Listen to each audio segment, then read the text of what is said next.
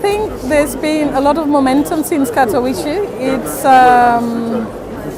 in a way it's a bit of a shame that a lot had to happen before we get to the agreement on the rule book, because somehow that breaks the momentum and all the work that most African countries have put into the discussions in terms of their NDCs. They've had very ambitious NDCs. So I think in terms of actions, one could say that many African countries are not waiting to be supported. They have very ambitious NDCs. Some NDCs are conditional to funding and other NDCs are unconditional. In other words, governments are going to put their own monies into it. Much of the NDCs have a development flavor. Many of them are looking at issues around energy and energy efficiency, problems that we have in Africa that are fundamental to our growth, problems related to our marine and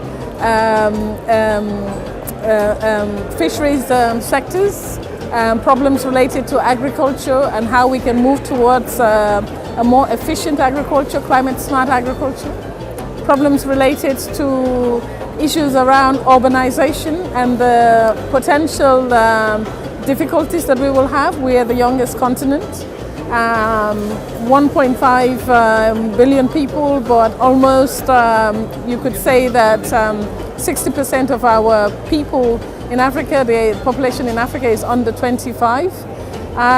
So I think that comes with its challenges. We have a very low carbon footprint, which is 4%.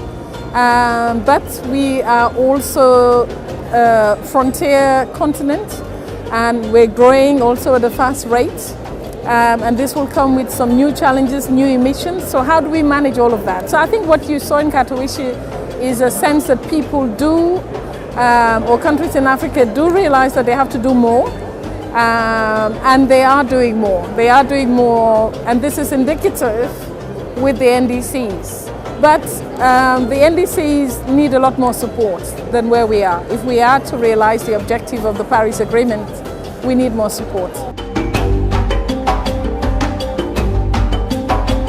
I think that's partly, I mean, this being here in Ghana, for me, again, is indicative of that leadership.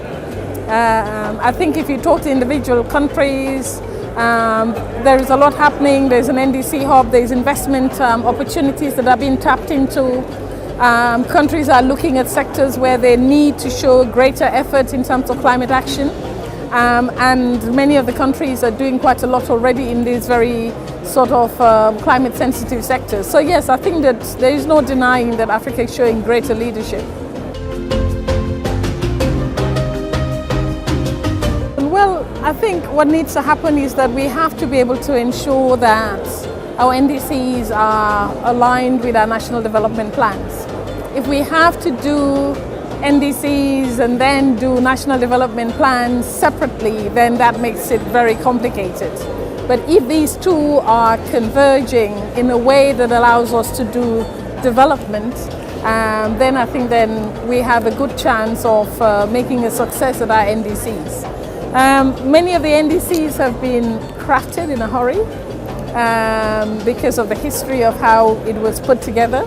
So what needs to happen is that we have to have NDCs that are realistic.